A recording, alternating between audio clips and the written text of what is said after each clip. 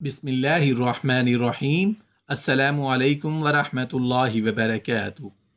حیض اور شوہر کے مسائل۔ حالت حیض میں شوہر کے ساتھ اٹھنا بیٹھنا کھانا پینا سب جائز ہے، البتہ صحبت کرنا حرام ہے۔ ساتھ لیٹنا پیار محبت کرنا، اور اگر صحبت واقع ہونے کا خطرہ نہ ہو تو ناف سے گھٹنے تک کا بدن کپڑے سے ڈھک کر عورت کا بقیہ بدن اپنے کھلے بدن سے لگانا بھی جائز ہے، جس کو عربی میں مباشرت کہتے ہیں۔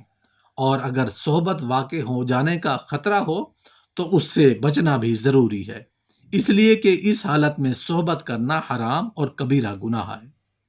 اگر خدا نخواستہ کسی سے ایسی حالت میں صحبت ہو گئی تو توبہ اور استغفار ضروری ہے، اور بہتر یہ ہے کہ اس کے ساتھ کچھ صدقہ بھی دے دیں۔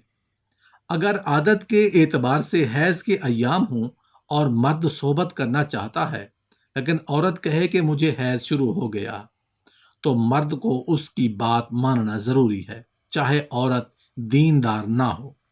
اگر حیض پورے 10 دن آ کر بند ہوا ہے تو غسل کرنے سے پہلے صحبت کرنا جائز ہے، مگر بہتر یہ ہے کہ غسل کے بعد صحبت کرے۔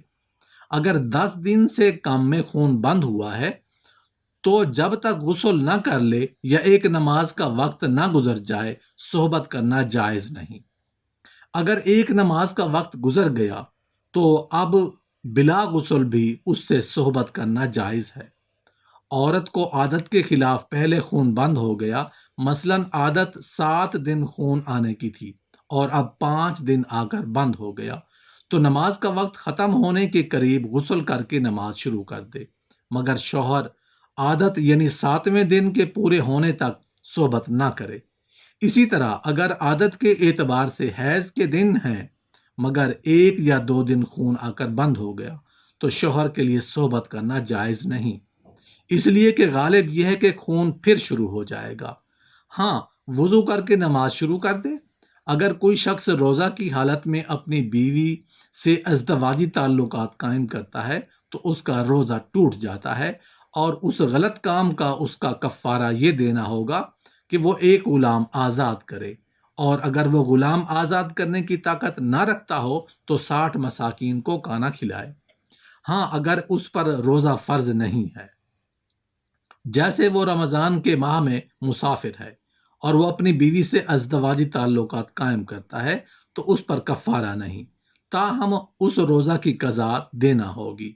منی کے خارج ہونے سے خواہ بیوی سے چھیڑ چھاڑ کے نتیجہ میں یا اس کو بوسہ و کنار کی وجہ سے ہو تو روزہ ٹوٹ جائے گا، لیکن صرف بوس و کنار ہو اور انزال نہ ہو تو اس کا روزہ صحیح رہے گا۔